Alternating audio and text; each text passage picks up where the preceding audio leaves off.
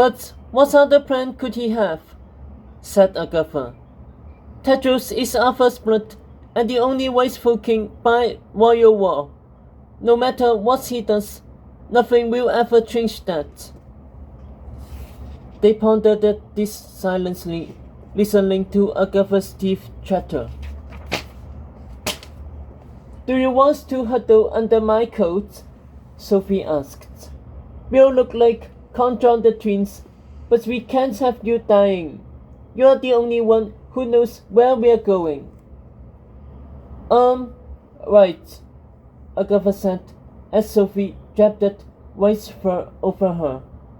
Listen, I thought I knew the woods, but... Dot shoved it in under the fur. Ouch! Thirsty!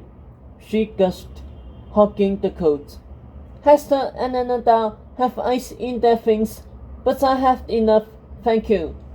Tried eating chocolate snow, but that just made me colder.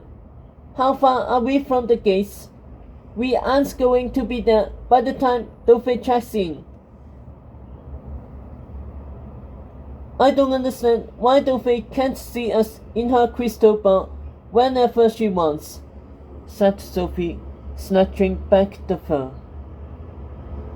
Because her ball is broken, grunted Annabelle, shoving under the coat. Everyone looked at her. I have limits to bodily pain, not like Hester. Annabelle soured, her frozen mouth nuzzling the fur. That girl took a knife in the stomach from Eric and didn't cry. Eric, what's a creep? Dot shuddered. But why is Dove using a broken ball? Sophie pressed. When we interviewed a fairy godmother in Fastwood for schoolmaster, she said that to make a crystal ball is easier as to take a piece of a fairy godmother's soul and melt it with a piece of their own, Annabelle explained. That means every fairy godmother can only use the crystal ball made for her. Dove told us hers was broken for years, but apparently Merlin helped her fix it.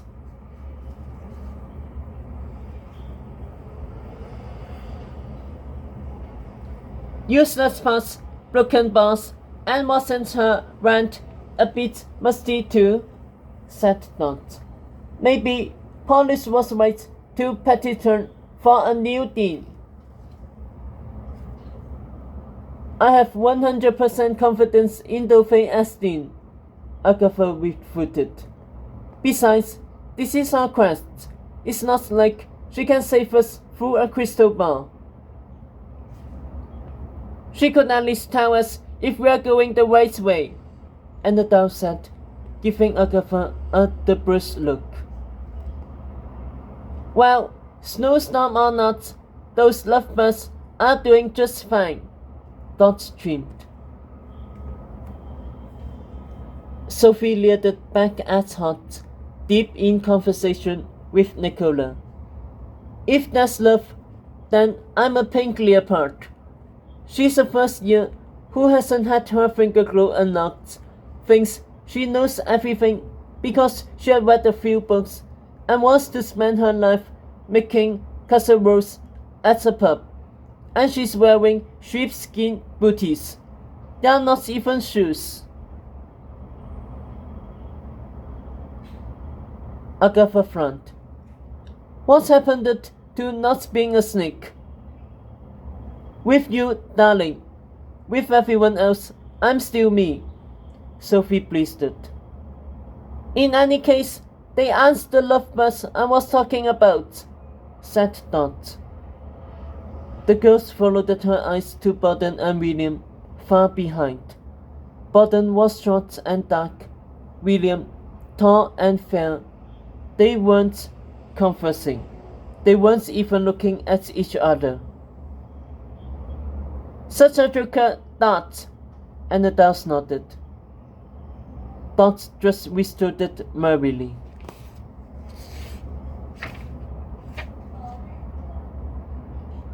Alright, enough's enough, Hector snapped, shoving under the coast too, lips blue and cheeks frozen, glaring daggers at Agatha. The snowman is waiting our fairy town. Our lives on the line. And instead of winning the town, we are lost in a blizzard.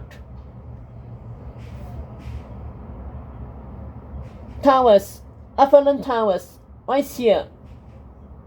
For a moment, the girls blinked dumbly, each thinking they imagined the voice they just heard. Discover Avalon and its secrets. Best towers in town. Sophie put the coats off them, and the girls squinted through snow at a tiny hut 50 yards ahead with a dome of dead palm fronds over a lumpy rice table. As they approached, they read the sign. Ajubaju Towers, now serving over 50 kingdoms, from Avalon to Saxon. Maps, 1 silver piece. Define the towers by Ajubaju, 3 silver pieces. No weapons allowed on towers.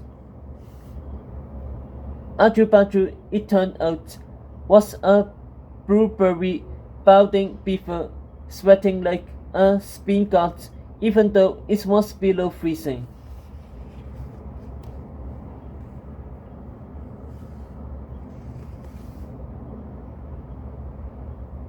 Cold, lost, confused. Then you have come to White's place. I am Ajubaju, otherwise known as one best top tour guide in all the woods. He tooted in a clipped voice. Many famous people love Ajubaju. Aladdin, Robin Hood, Peter Pan. See my reviews. He grabbed a scroll from his stand littered with newspapers, held it open of a half-second, teeming with unreadable script, then scattered it, scattering newspapers to the snow. Agatha glimpsed a few headlines. More drone attacks in Frostwood. Council appeals to Camelot for help. Bloodbrook King kidnapped. Nephers petition Camelot for good-evil alliance. Terror in Nepalala. Locals demand King Tetos intervene.